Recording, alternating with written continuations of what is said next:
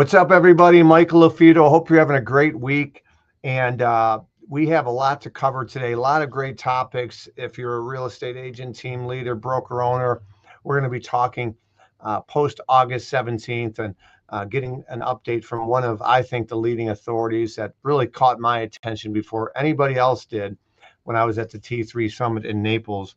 And we're also going to be talking a little bit about private network and Compass and Zillow and basically the pros and the cons, because we think that there's needle in the haystack number of opportunities where it makes sense. So we're going to be talking to my good friend James. I'm going to bring James right on. James, how you doing today? I'm good, my friend. How are you? I know you're battling a little sickness there, and so you're not going to be as loud as you probably normally would be. So thanks for little raspy this morning, but that's what happens when you have a 4-year-old terrorist who puts her hands in her mouth all the time at school. So yeah. Yes. You're. So hey, listen. Tell everybody a little bit about yourself. Obviously based in the West Coast. I know you. You're awesome. But for those that maybe haven't heard you in the past, I actually was at an event recently in the Chicagoland market, and somebody was asking me a little bit about my thoughts on a couple of things. I brought your name up and they're like, yes, that guy's awesome. So tell everybody a little bit about you. Yeah. So third generation residential real estate. My grandfather started his company in 1967. Both my parents are brokers. I'm an SOB, son of a broker. And I've been in the business my entire life, literally. So I've seen this industry from a lot of different lenses. I worked in my parents' company.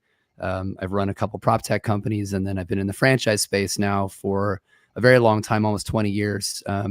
Worked at a company called Realty World in Northern California, ended up buying that with my business partner. And then we started another national franchise called Next Home in 2014, so about 11 years ago. That company, about 6,000 agents, about 600 offices across the US. We do about 12 billion in volume. So we've been in the space a long time. I've seen the industry progress and not, depending upon what we're talking about. Definitely vocal. And I also run a podcast called Real Estate Insiders Unfiltered, which is pretty popular. So, yeah, you guys have a great following there. How many episodes are you up to approximately there? We're getting close to 200. Yeah, we have a partnership with Inman News that syndicates our content, so it's gotten pretty big. We run 2 tracks, both an agent track for we interview the top teams and agents across the US about how they do business. Then we have a leadership track where we interview the top CEOs of, all the different real estate companies, franchises, tech companies, et cetera. So it's fun. Keith and I run a very humorous show, so it's got some humor into it, but very tactile, very honest, and it's, I think, probably one of the reasons why you have me here is we're not shy about just stating the facts and having conversations that people don't typically have out in the public. So, yeah.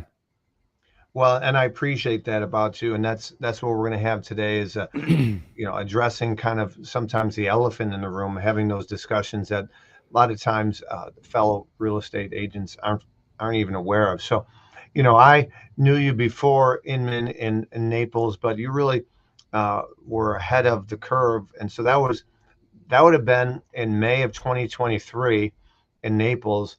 And of course, the settlement officially rolled out in August 17th of 2024. So, a year before, over a year beforehand, you were the only one on stage at that event that would basically laid out what's going to happen. It's not a matter of if, it's going to happen.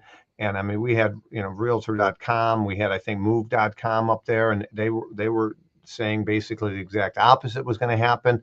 And I had you on my podcast then because honestly, as an agent, it's like, wow, I need to be prepared for this, and my audience does. And you were spot on. So let's start off talking a little bit on August 17th, the way that things are. Well, give a Cliff Notes version for the consumers, if you will, from your perspective on August 17, 2024. If somebody's buying a home, how it changed for them, and if somebody's selling a home. Yeah, I mean, so obviously the trial happened in October 2023. We lost in a big way. Unfortunately, I was saying that would happen. I wish I was wrong, but that's what it was. Settlement was negotiated in March and then went into a full effect in August, to your point. How it played out after has been interesting to watch because it depends upon how the associations across the state or locally and or the brokerages interpreted and then wanted to follow both the terms and the idea behind the settlement. And that has been a scattershot approach. So there are many companies, myself, EXP, Baird and Warner, Real, a bunch of firms that said, we recognize why we got sued, which is essentially cooperative compensation. So the idea of sitting down with a seller and charging them a fee and then sharing part of that fee with the buyer brokerage. And in theory, that's what the trial was essentially based on, was this idea that you're advertising what the seller is willing to pay prior to receiving an offer. And so, we went from rules of requiring it to be off the MLS, no longer offers of compensation on the MLS. And then in some great wisdom, because God only knows why, a lot of associations have decided to, instead of just having an offer of compensation in the MLS, let's just put it in the listing agreement. Let's just put it in the forms. Like, the idea of horizontal competitors creating a rule that shares compensation isn't going to be classified as, propping up compensation. I'm pretty sure that's what the entire lawsuit was based upon. So a lot of brokerages, back to my point, said, we're not doing that anymore. We're not going to be sharing commissions with our competitors. So the listing agent sits down, charges their fee, and then they tell the buyer brokerage when they call or ask, what's the seller offering for compensation? They just basically state, we're willing to entertain any and all requests, just put it in your offer. So it becomes a negotiation, which is what the entire industry should have done from day one. It's what NAR should have pushed from day one. And so when I say scattershot approach, you're going to find it's very mixed. So some brokerages and franchises like mine, we don't share compensation, period, the end. You can request what you want based upon what you sign with your buyer in the buyer rep agreement. And, it becomes a negotiation with the contract. That's the right approach to doing this. That is the way to limit all future liability. On the other side of that, you have, like I said, associations who have put it in the forms. Their lawyers are highly uneducated in what they're dealing with, unfortunately. And there will be more class action litigation because you just moved the process of what got everybody sued to a different mechanism, like it's going to magically go away. And unfortunately, the agents and or brokerages that are continuing to do that practice will likely get named in future litigation. From a consumer perspective, it's unfortunately real hit and miss too. Like, I don't personally believe advertising what the seller is willing to pay in advance of an offer is a smart decision. You could argue that it's going to draw the buyer in. I argue that's kind of stupid because buyers buy the house they want. It's not necessarily based upon the rate. Like it's really about the property. And in this market, buyers are looking at all properties that exist. It's what the MLS is for. So sure, you can make an incentive of some type, but in reality, it is proven now, and we've seen the data, that cooperative compensation could potentially harm sellers, because you're telling a buyer what your seller's willing to pay when you don't know, and this is super important for realtors to hear, you as a listing agent have no idea what that buyer and buyer agent agreed to as their fee. And so if what you're advertising is lower or higher, we'll go higher than what they agreed to on the other side, well, you're telling them what your buyer's willing to pay. If that buyer's agent's smart, they're going to ask for the difference as a concession. You just harmed your seller. Yeah. It is a completely non-debatable subject. Mm-hmm. And so where we're at is, I would tell you that sellers that are working with agents that are doing this practice are not doing them a service. And unfortunately, buyer's agents are doing things like also, requesting the buyer adjust the buyer rep agreement to receive the additional compensation, which you cannot do. That is strictly outlined in the settlement agreement as a no-no. So it's a mess, man. I'm be honest with you. It is still not cleared up. It's a mess depending upon the market you're in. The lack of broker oversight and education of their agents is a real problem. And what I fear, which I turned out to be right the first time, is that we're going to be another target for more litigation because we haven't learned the first time. Yeah. That was a lot. Well, you want to unpack that, I'm happy to. So yeah, no, well, that so I think you hit the nail on the head on a lot of the things that you talked about. Every my experience here as an agent here in the Chicagoland market is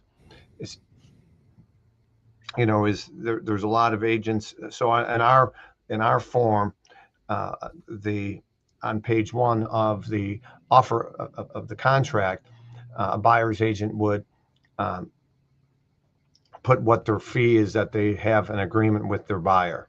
It's so on page one. So then it's up to the seller if the seller wants to pay the buyer's brokerage. Sure.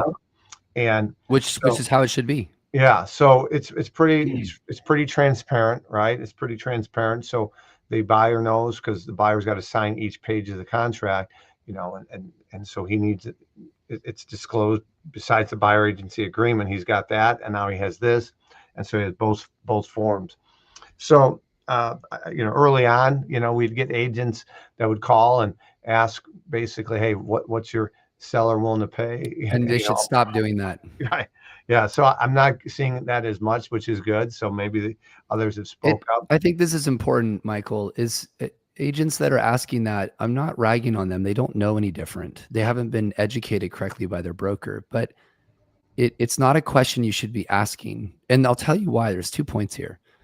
Number one is the compensation that you're going to be paid, you already agreed to with your buyer. So like, you don't need to be calling the agent on the other side. Number two is if you're asking that question, you're opening yourself up to a steering claim. Because if you ask the question and the seller says the seller's agent says, my seller's willing to entertain any requests, and you're like, well, we're not going to show the property if you're not telling me what it is. Well, you literally just created steering. You literally just open yourself up to litigation, and agents are doing it all over the place. And it's not because they're being intentional. They just don't know any different. Yeah. So like his example in my company, no one calls the listing agent and asks. We don't give a shit what you're asking. It's really simple. If my buyer's going to buy the property, these are the terms in which we need in order to make it happen. It's a negotiation. Your seller can choose to pay it or not. And if they don't want to pay it and the buyer can't afford to pay the buyer's agent, we walk. Yeah. Very basic negotiation. So this idea of asking, I cannot begin to tell you, and I've got a lot of lawyers, as you know, I've spent a significant amount of money dealing with these settlements. So everybody has perspective. I'm not talking out my ass here. I've spent over $2 million between settlements and legal fees, which 99% of the people listening haven't had to write a check at all. So what I'm telling you is coming from the second largest law firm in the world, that these things that we're doing unintentionally will get you named in litigation at some point, because you should not be asking that question.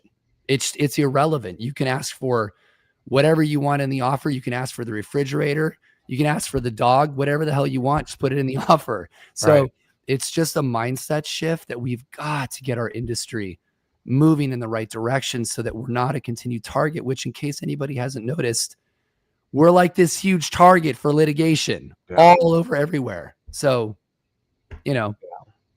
Well, thank you for that insight. Now, I want to transition into the second topic, which is basically Zillow versus Compass.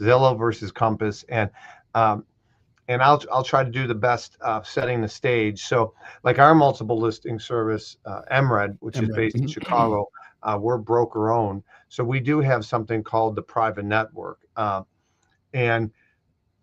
that's open to all brokerages, right? That's so the catch, by the way. Yeah. Yes. It's open to all brokerages. So if I have a consumer that, hey, maybe their home's getting ready to be put on the market, but they got to paint, they got to do some things, but they're like, Mike, I don't want to miss out on this week, Thanksgiving week or the first week of December. So I want it out there. It's not internal just to, ABC brokerage or XYZ or Compass or Remax or who. And so that is one of the big differences between a private network like the multiple listing service in Chicagoland, MRED has, and what Compass everybody else does. By the way, to be clear, everybody has that. Okay. Yeah. No. It's the difference between MRED and everybody else. Oh, MRED does that, and they make it a requirement, and I'm going to specifically call them out, including Compass, that your listings must be in that network and available for everybody to see. That's one of the differences, which if you're going to do a private network, that, in my opinion, which I'm not still a huge fan of, I'll explain in a minute, but at least it's not being exclusionary to It's a level playing field. correct. It's if you're a member, you can see those properties. Compass doesn't get to play that game where it's only available to our people, which we'll talk about. But that game is what's going to create real estate Armageddon potentially. So, but MRED's done.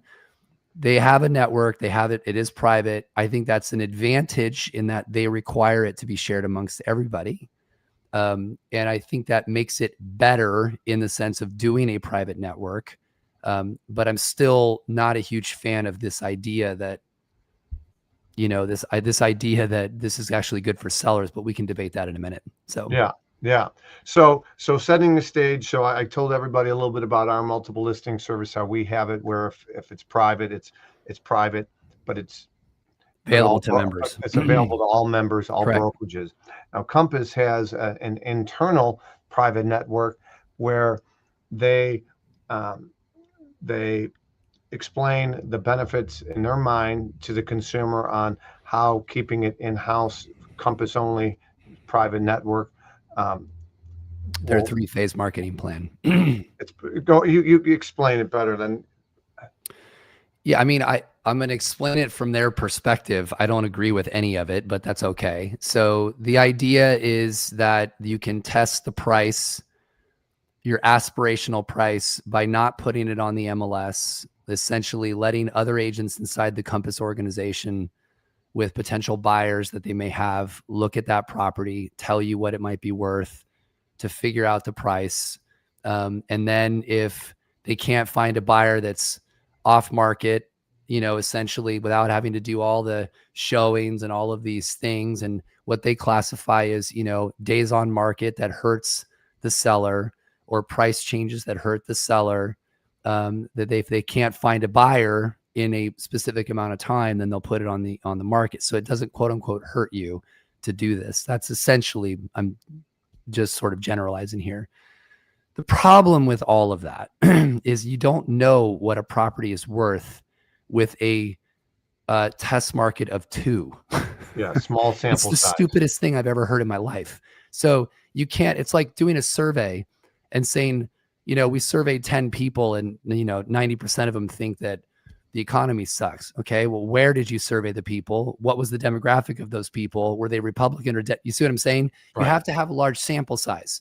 It's called supply and demand economics. Unless somebody figured out how to reverse it, then you deserve a Nobel Peace Prize. The reality is you cannot determine what something is worth without a large demographic. Now, I want to go back for a second. I'm not suggesting there aren't use cases for sellers who want to sell something privately. I've never said anything against that. There's, privacy issues and all of those things we've all debated 1,000 times. I'm not going to argue it. There's no argument to have. That is 1% of the market, maybe even less than that, probably less than that. So the reality is, if you want to sell a house for the highest price possible in the shortest amount of time, you need to have as much exposure as possible. Now, again, this is unless I'm missing something, but I do run a national company. I'm pretty sure that the market's not great in most areas across the US. There's not this massive amount of buyers everywhere right now. So I can't imagine how a seller would want to have less exposure in this market condition. Someone would have to explain to me the logic behind that. The reason this is being done, and by the way, I'm not making this up. You can go read the declarations from Mr. Refkin and his senior leadership team in this lawsuit. They're public, so look it up yourself if you'd like. It's because it's to give the company a unique advantage. And I'm not against companies doing a unique advantage or trying to figure out ways to give them an opportunity that's different than other firms. My issue is deceiving sellers along the way. That's my problem. That's the problem in general with this. But Compass is. So let's pause real quick. Yeah. I mean, keep it really simple. We teach agents, we teach team leaders. I speak at the high school I went to, for the last 8 years. I do something in their incubator class on the unique value proposition, right? Sure. A unique value. Why should you hire me versus another agent? What makes my company better than the? However, is this in the best interest of the consumer? You have a fiduciary responsibility to the consumer. Amen. So that's got to be the way you always start. Is this in the best interest of my client? You have a fiduciary responsibility, just like James said. So continue on. If you want to sit down with a seller and have a conversation, a menu of options with very clear understanding. Not biased, not really heavy on one and general in another. Very clear understanding. There isn't a study that I've found that's legit, and it like simple logic would tell you that less exposure is going to create a higher sales price. That would defy eBay and Amazon, and I don't even know what that even means. So if you're going to have a conversation and a menu of options with very clear understanding what's going on, and there isn't bias to your point, fine, you're going to take on risk anyway.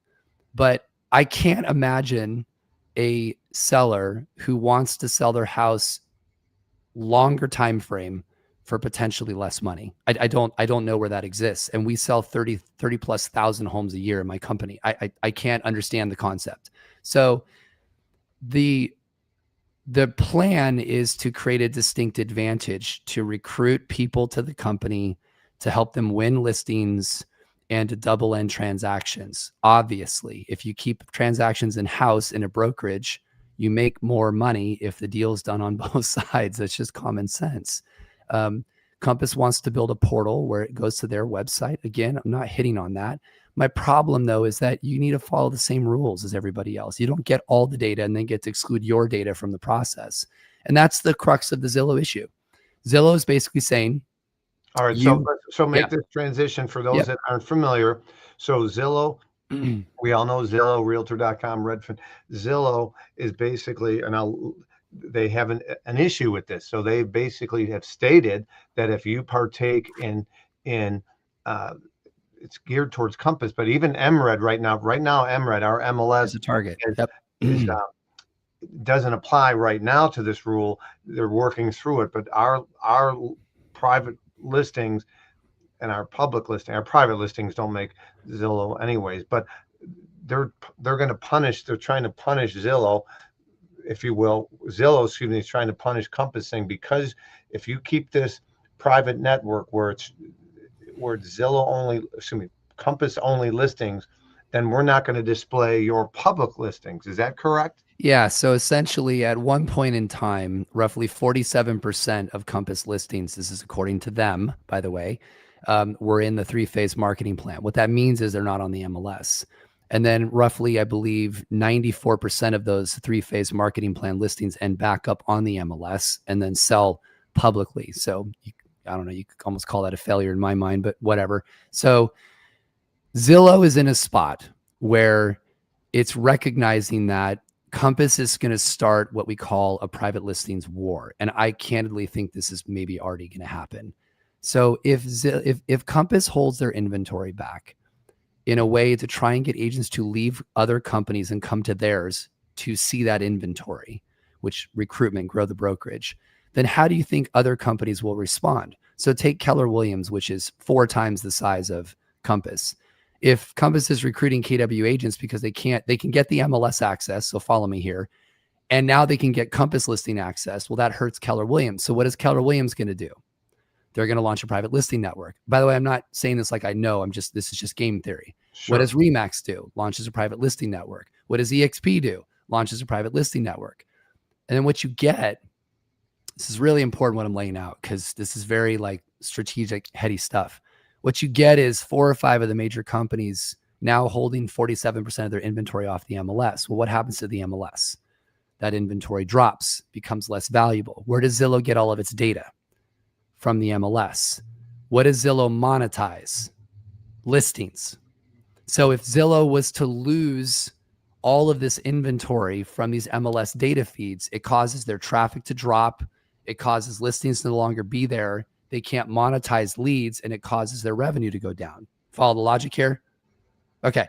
So what Zillow is doing is saying, if you're going to do a private listing and publicly market it in any way, shape, or form, in any way that you're publicly marketing that property, which would violate, by the way, the CCP rules from NAR, then you have to put it on public access in the MLS, meaning that Zillow gets a copy of it. If you're going to keep it 100% private and then it's never publicized anywhere, then fine. But if you're going to publicize it anywhere, it goes onto our website too. Now, is Zillow looking out for itself? Yes, they are. They're going to come at it from a business perspective. They're coming at it from a buyer transparency perspective, because private networks have all sorts of issues with, you can just go down racial tones and segregate. I mean, it's just the whole concept of private literally means you're restricting access. So let's leave that out of the conversation for a second. But Zillow's definitely resting on the idea of public access to it. But it's also a business decision. And it's also a third thing. So here's the part that no one's talking about. And if you follow the case, you can see some of these strategies. If we end up in a private listings war, the entire industry reshapes itself. And like I said, to some degree, I think this is already going to happen. So if all these big companies start holding their inventory back, what happens to all the mid-sized and smaller brokerages that no longer have access to that inventory? It becomes a real problem for them. You following? So if I can't see Remax's listings or Keller Williams listings, and they're the biggest players in the market, my buyer's agents who are at my small company, where do they go? They leave and they go to one of the bigger firms where they actually have inventory to sell. And so what you see is this reshaping of the entire industry. And I believe Robert's a very smart guy. He doesn't run a company that size without being very strategic. I think that's part of the one he wants. So he acquired Anywhere. Now he's got 20% market share. And Zillow wants to stop this listings war Armageddon from occurring. And that's what you're seeing this whole debate about. Compass is saying that you're a monopoly. You're restricting our rights to do what we want. Zillow's saying you're violating CCP rules. You're doing public marketing in certain ways that violates the rules. It needs to be on our website. And if, to your point, you don't do that, then we'll ban the listing from our website. And that's the problem, because Compass has seen their three-phase marketing plan collapse. It's only like 10% of listings go on that plan now because agents don't want to have their sellers listing banned from Zillow. Why? Because Zillow is the biggest portal in the world, period, end of story. No one's going to catch them. So it's a posturing for position in the industry. And it creates a lot of confusion for the consumer as well. I got to imagine that a lot of Compass agents were getting calls saying, hey, why isn't my listing on Zillow? Like the consumer was asking their agent because, they want to see how it looks. They want to read the description. Many times the consumer, first time they see their home on lights, and the number of photos and how the agent position is on one of those sites. And so if they don't see it, then that agent's getting the phone call and they're like, what's going on? Why isn't my home listed? Oh, it is listed. Well, no, it's not on Zillow. I don't see, look, when we have a property that we list in our company and it's not on Zillow within 24 hours, the only phone call I get from the agent is, why the hell is it not on Zillow? It's not, no offense, homes.com or even Realtor. It's not that they're not big, but it's always the Zillow conversation. Sure. And look, this is the most important thing. I made a post yesterday because I don't think the industry really understands what's going on here.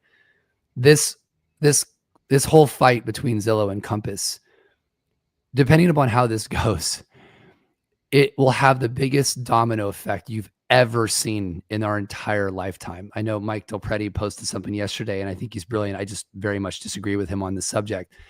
If Zillow wins, the industry stays pretty much the way it is today. It's going to continue to, you've got MLS, you have rules, you've got governance. We're going to muddle through all of that stuff and change, over the course of time. But the process and how we do things, the ability for lots of independent brokerages to exist will continue.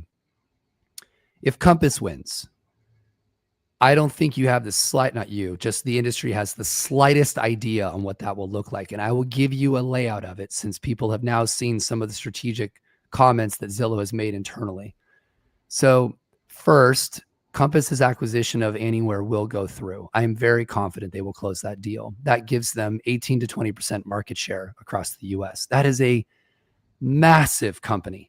Massive influence. They can reshape association policy, MLS policy. No one's going to fight them. That ain't going to happen. So you'll see private listings get pushed more and more, and Robert will use every means possible to make that happen. But what no one's talking about is what Zillow does in response. And so let me lay out some of these things, which you got a short version of in the court documents if you were following along what they're looking to do. Kind of goes out in one of four ways. Number one is they'll cut ties, or they'll essentially give better deals for people that are friendly with Zillow versus not. Number two is they just say, okay, if you're going to be part of Compass or Anywhere, we're no longer providing you leads. And they'll try to gut the company. Meaning they basically say, You don't want to play by the rules that we do. We're a private independent business. We get to make our own decisions. So F you. We're going to shut off all of our flex pipeline, all of our lead pipeline. If you work at that firm, bye-bye. Which, Michael, you and I both know, agents having 20 to 30% of their pipeline shut off, they ain't staying. No. They're going to go and do what Zillow asks, because I can't imagine in this market any team across the U.S. wanting to kill that kind of revenue stream. And then the third one, and this is the scary one. So this is really important. Probably the most important thing I'm going to say on this pod. Zillow has today the best brokerage model in the country. Let me explain. They get 40% referral fees with no fiduciary, no overhead, no licensing law, none of it. There's not a brokerage in the US that gets that kind of split. You with me? Yeah. Okay. Everyone's been worried about Zillow becoming a brokerage, I'm like, y'all are stupid. Why would they want to be a brokerage? They get the best split on the planet without having to be a brokerage. If they're backed into a corner where they are going to have to play in the mud hard with Compass, I believe Zillow will become a full-blown brokerage. This is the opinions of James Dwiggins only. Do not quote me. I'm just explaining. Logically, it would make sense that if they get backed into a corner where they don't have inventory and they're worried about inventory, which is how their business model operates, then what's the fastest way to get inventory? It's really simple. You go, you all who are getting leads from us have 30 days to move your licenses. We're going to give you some type of better deal to come over, put a Zillow yard sign in the ground, and they strip all the top producing teams and agents from every real estate company. Now they've got the traffic, now they've got the inventory, and they just gutted the revenue out of all of these firms. Do not think that is not a strategy they've thought about. It's a strategy I would have thought about if I was there. I don't think they want to do that strategy, but if they're backed into a corner, they have $1.5 billion in cash. Not a single real estate brokerage in the country can come close to their cash position. Their market cap, I think last I checked, was like 15 or $17 billion. They have every resource possible to not only make sure the consumer traffic stays on their site, but they move everybody over that's actually doing any transactions, and instantly they become the largest real estate brokerage in the world with the inventory, the production, and they gut the competition. And don't take that off the table. Well, I want to first off, yeah, that I could see that as well, right? That's you go to these big conferences, right? And Zillow's there, and people always say, why is Zillow here? They're our competition. They weren't transparent. We saw this coming all along. So there's always those conversations going on. But I want to circle back to something that you brought up with Compass. And with Anywhere and 20% market share and smaller brokerages not being able to compete. So that would mean, if that Compass could potentially grow. But again, I'm coming back to the whole consumer side of it, because you brought up the fact that would help, Compass could potentially grow and how it benefits Compass to have more listings. But you talked about how there could be some spinoffs. You use Remax or Next Home or whatever could have their own internal system. And if you had all these brokerages having their own internal system as ways to potentially recruit, again, the consumer doesn't know what they don't know. Right. The consumer doesn't know all this stuff going on. We don't. And so it's all about coming back to exposure. It is more exposure on my listing, more exposure on my home. I use the car analogy, right? You're selling a car. You sell that car, to with one dealership trying to sell it, or you throw it in, to Car Gurus, right? Yeah, you throw it in the World Wide Web, and it gets out to all the various dealerships, right? And it's available to everybody. It's just right. It's really here's a really important one. So I was looking for houses here in the Bay Area, and this is actually me as a consumer. So just follow what happened. I was on Zillow. I was on Realtor. And I was looking around. There are some variances because Realtor, as an example, doesn't have FSBOs on their website, thanks to some really bad policy decisions by our industry. But anyways, Zillow does. So I get to see everything. But then I remembered, because I'm in the industry. So Michael, really, like to your point about consumer here, because I'm in the industry and I know that Compass is a big company here in the Bay Area, that I was like, oh shit, I should probably go look on compass.com to see if there's other listings in the city that I'm looking at that aren't available on Zillow.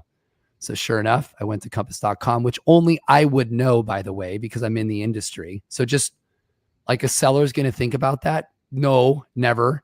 And I went there. Sure enough, there were 15 different listings available in the market. I didn't know what they were. I click on it.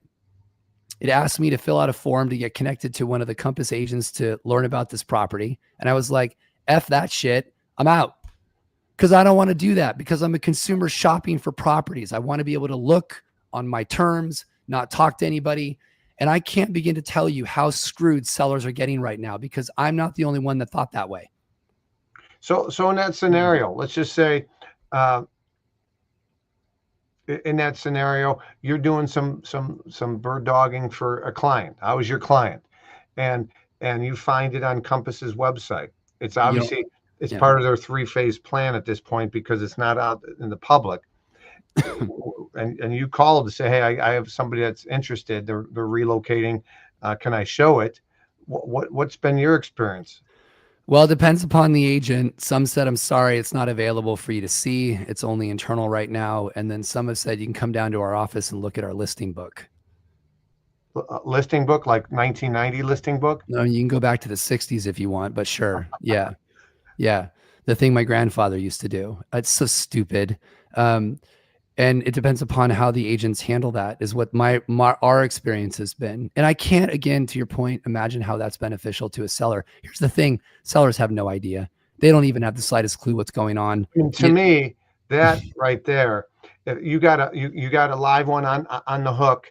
You got a buyer that's qualified, ready to look at a home, and you're saying, oh, sorry, I can't show it to you because you're not with Compass. That just happened a week ago with one of my agents. They wanted to go see a property. They said, it's not available for you. It's private right now. And she's just like, I don't understand how a seller would be okay with this. And by the way, Michael, this is all going to end up in class action litigation. So I got to imagine 100%, everybody's going to get sued for this. That's doing this practice, because it is so insane to think that a seller understands what you're saying. And if a seller thinks that you screwed them, that they're not going to join a massive class and sue the agent and brokerage, you are out of your mind if you think that's not going to end up in a class. Listen, I mean, I could just see this scenario right now. You know, you're at the neighborhood holiday party, and, oh, this is John. He's our new neighbor. And, oh, wow, I wanted to look at your home, but your agent, wouldn't show it to us. Wouldn't show it to us because we're not with Compass. Like, what? By the way, does anybody think about the potential discriminatory issues that could happen there with fair housing? Like, this is every lawyer I've spoken to, not one that I've spoken to has said, it's all like, no, this is stupid. Like, you're literally going to lose. And here's the thing. I honestly think that Compass probably knows that. And it's like, okay, we'll deal with that when it arrives, because I cannot imagine how you would win that case. Oh, James, they signed a disclosure. Right. You sent it to them via DocuSign. They hit start, they put their signature, and they moved on. They didn't read shit. You know that. Right. So it is sad to me that our industry will get another tarnished reputation because of intentions that aren't pure. It is a massive ticking time bomb. And to be clear, and I'm not going to state who, I spoke to a class action litigator who has sued our industry and asked this individual this very question. And that individual's words were, yes, absolutely, we're following this. The only reason we haven't filed a case is because, ready? It's a class. It's not big enough yet. So we're simply waiting to create a big enough class to make it to make it worth our time. Yeah, exactly. Yeah. Well, I use this analogy because obviously as a agent that does a lot of luxury in the Chicagoland market, we need some kind of proof of funds before I show the properties I represent when I represent a seller. Proof of funds could be, of course, bank statements, could be letter from the CPA. And so I just sold this house. It was the backdrop for the TV show Empire. And my client was 9 years. I had the listing. Took Michael Jordan's home 10 years to sold. This one took me 9 years. And my client was very detailed as far as proof of funds and wanted to make sure. And so if somebody didn't provide me proof of funds, even though he would tell me by almost like a knee-jerk reaction, reflex, like, hey, if there's no proof of funds, I'm not interested, I would get as much information on the buyer from the buyer's agent as possible. Maybe they have a digital footprint. Maybe they have a large company where you can put 2 and 2 together and look up the company and realize, okay, yeah, chances are, based on them being the CEO, it's privately owned, they might have the wherewithal to purchase my home. And even though he told me I only want, if you have a pre-approval, or I would go back to him every time with as much information on a silver platter as possible, because I always had that scenario where if small circle, right, the circle of trust with high net worth individuals, everybody knows somebody, where if it later came out that they bought a home in that neighborhood, but man, I didn't have the traditional pre-approval, so Michael, didn't allow my agent to see it, man, that would come back on me. So I'd rather present and let them make a sound, educated decision than not. The same thing, I think that same scenario, James, is going to play out in so many cities across the country, where a seller's like, wow, that one sold for a lot more than mine. Or a buyer says, I didn't even know that one was available. I think you're going to have some buyers that are upset because they didn't get to see it. They weren't given the opportunity. I 100% agree with you. And I find this funny, this conversation we've been having. I posted this the other day. I actually had this conversation with an MLS executive, and it was really funny to have. They were talking to me about how their board just approved to allow the days on market and price changes to not be shown to the public. I was like, well, that's the stupidest thing I've ever heard of. And they're like, what makes you say that? I was like, you don't think in an AI world that data is not going to be indexed, that some agent didn't post the listing for sale on social media and it's not going to see that eventually? Like, that days on market and price changes isn't going to be tracked in some way, shape, or form by ChatGPT or Gemini or Grok or any of these others? Are you smoking crack? That's not how AI is going to work. Eventually, AI will be able to see everything. And so I'm just like, guys, there's never been a situation in my life where my lawyers have told me that hiding information decreases your risk of litigation. So to me, what's best for the buyer, to your point, Michael, God, I really hope people hone in on that. What's best for the buyer? Transparency. What's best for the seller? Transparency. Are there circumstances where you need to give them privacy? Yes. Your MLS, by the way, has been doing that for 10 years. You can not have it display publicly. You can hide the address. There's lots of ways to do that. Yeah. People just change the truth. And the other point I'll make real quick is this whole idea of being forced to be in the MLS is also not true. So just as an example, you can do a non-exclusive listing agreement, which nobody offers, but you can to your seller. And when it's a non-exclusive listing agreement, it's not required to be in the MLS. It has no regulation by CCP. You can market it any way you want. How many agents offer their seller a non-exclusive listing agreement if they don't want to be in the MLS? 0. But there are options. They exist today. So I just feel like, man, it is why I'm so passionate about this is I'm sick and tired of us getting sued. And really selfishly, I'm probably going to irritate some people. Every single realtor who's shitting on NAR for the lawsuit, fair. But guess what? You also didn't have to pay shit into the settlement. You didn't have to pay a dime into the settlement. NAR covered it, sure, with your dues, thankfully. But for those of us, the 100 companies that were part of the $2 billion club, the ones who had to actually pay outside the settlement that weren't covered, were millions of dollars into this stuff. And I can't begin to tell you how important it is that agents understand in the future. The lawyers have already learned that the brokerages that get the small percentage of the split are broke. That's why the word broke is in brokerage. So who the hell do you think they're going to target the next round of litigation? All the top agents. Yeah. They're going to name you in that litigation. And if you can't afford the legal defense costs, bankruptcy is your only option. So everybody's got to wise up real fast. They need to be doing things transparently, mitigating risk, making sure you're telling the sellers the truth. Don't distort the truth. Make sure they have all the facts, CYA everything. And if it doesn't feel right, it's probably not right. If you wouldn't do it to yourself, you probably shouldn't do it to them. If you wouldn't hold your property, your own individual house off the MLS because you're like, I wouldn't do that, then stop doing that shit to sellers. Yeah, that's a mic drop right there. I think that's a good place to end this, because you're absolutely right, James.